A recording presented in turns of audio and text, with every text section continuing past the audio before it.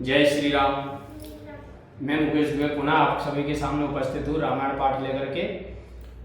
इसमें हमने पिछले भाग में सुना था कि प्रभु श्री राम जी के राज तिलक की तैयारी चलती है।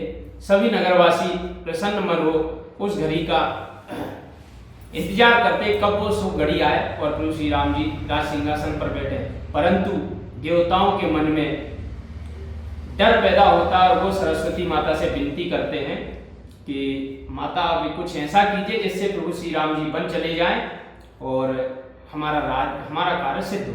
तो चलिए जुड़ते हैं अयोध्या कांड भाग 5 में और लेते हैं रामायण पाठ का आनंद। के विपते हमारे बिलोक बड़ मातु करिए सोई आज, राम जाए वन राज तजे होय सकल सुर ताजु लखन श्री रामचंद्र शंकर हरिओम। और कहते हैं माता हमारी बड़ी विपत्ति देखकर आप वही यत्न करें जिससे श्री रामचंद्र राज्य छोड़कर वन में चले जाएं, जिससे देवताओं का कार्य सिद्ध हो। ठीक है कि सुन सुर विनय ठाणे पछताती, भय सरोज विपिन मेराती, एक देव पुनि काहि निहोरी, मात तोय नाहि तोरी कोरी। देवताओं की ऐसी प्रार्थना सुनकर सरस्वती खड़ी खड़ी पछताने लगी कि मैं कमल वन के लिए हेमंत ऋतु की रात्रि के समान हो गई।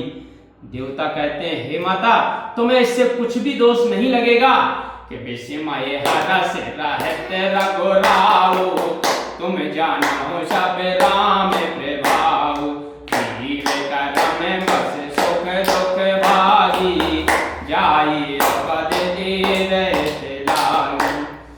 तुम श्री रामचंद्र जी का स्वभाव जानती हो कि वे विस्मय और हर्ष से रहते हैं। जीव अपने अपने कर्मानुसार सुख दुख के भागी होते हैं। इससे तुम अयोध्या जाओ कि बार बार गहे चरण सकोची, चली विचार विबुध मति पोची, ऊंचे निवास नीचे कर तूती, देख न सकाए पराई विभूति।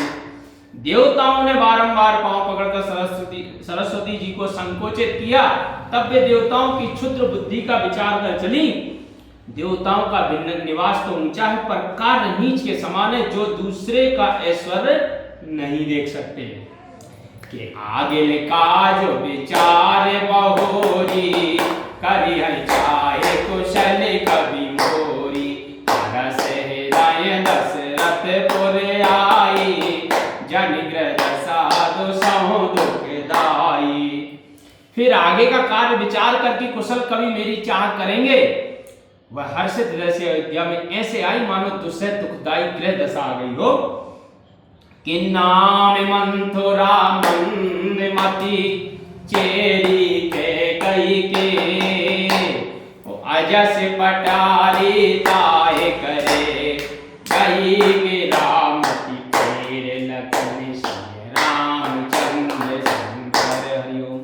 तब अयोध्या में पहुंचकर वह मंदबुद्धि मंत्रा रानी कैकेयी की दासी को अपयश की पिटारी बनाकर उसकी बुद्धि को फेर करके चली गई। कि दीख मंत्रा नगर बनावा, मंजुल मंगल बाज बधावा, पूछ से लोगन आए उछाओ, राम तिलक सुन भाओ रे दाओ। मंत्रा ने नगर की सजावट को देखा और सुना कि सुंदर मांगलिक बाजे बज रहे हैं। उसने लोगों से पूछा तो राम का तिलक सुनकर उनके हृदय में दाह उठ गई। कि कराए विचार को बोध को जाती, होई अकाज कवन विदराती, देख लागे मत कुटिल के राती, जिन गाँव तकाए ले वो कहीं बाती। तब वह कुबुद्धि विचार करती है कि किस प्रकार इसी रात में विघ्न पड़े। जैसे शहद के छत्ते के लिए कुटिल की रात्रि यह दांव लगाए कि इसे किस प्रकार ले लूं। कि भरत माते पहि गई बिल खानी, कायन मने हस कहे हस रानी, उतर दे न ले ओ सासु, ना नारे चरित कर डारिये आंसू। तब वह उदास होकर कैकई के पास गई। रानी ने हंसकर कहा, तू मलिन क्यों है? मंत्रा उत्तर नहीं देती और ऊंची श्वास ले स्त्री चरित्र करके आंसू गिराती है कि हंसी कहे रानी गाल बड़ तोरे, दिन लगन से के असे मन मोरे, न बोले चेरे बड़े पापिन, छाड़ी श्वास कार्य जन शापिन। कैकई ने हंसकर कहा, तेरे बड़े गाल हैं, ऐसा मेरे मन में आता है कि लक्ष्मण ने तुझे कुछ सीख दिया है। इतने पर भी बड़ी पापनी मंत्रा नहीं बोली, मानो काली नागिन सांस छोड़ती है कि सब रानी कहे कहे से किने कुशल राम महिपाल, लखन भरत रिपुदा मन सुने, बाकु बिरी अरुसाल, लखन श्री रामचंद्र शंकर हरि ओम। तब रानी ने भयभीत होकर कहा, कहती क्यों नहीं राजा, राम भरत लक्ष्मण और शत्रुघ्न कुशल से तो हैं। यह सुनकर कुबरी के हृदय में पीड़ा हुई, उसका हृदय जल उठा। बोलो सियावर रामचंद्र की जय।